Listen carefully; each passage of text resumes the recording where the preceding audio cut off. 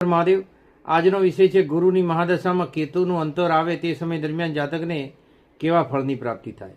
તો જન્મ કુંડળીની અંદર સારા ભાવોની અંદર જેવા કે સુખ સ્થાન ભાગ્યસ્થાનની અંદર રહેલો કેતુ જાતકને આર્થિકથી શારીરિક રીતે પણ એક તકલીફ આપતો નથી અને આ સમય દરમિયાન જાતક સુખાકારી મેળવતો હોય છે।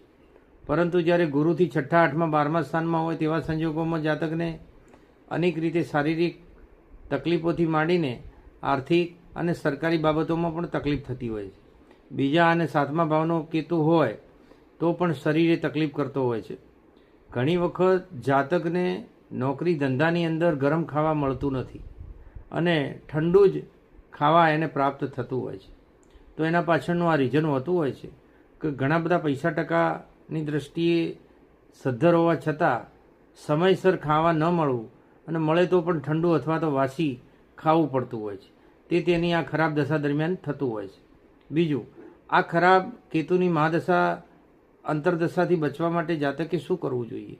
તો મહામૃત્યુંજયનું અનુષ્ઠાન વળી કેતુના મંત્રોનું જપ અનુષ્ઠાન કરી કેતુની વસ્તુનું દાન અને તેના પ્રિય પદાર્થોનો ઉપયોગ કરવાથી પણ લાભની પ્રાપ્તિ થતી હોય છે। હર હર મહાદેવ।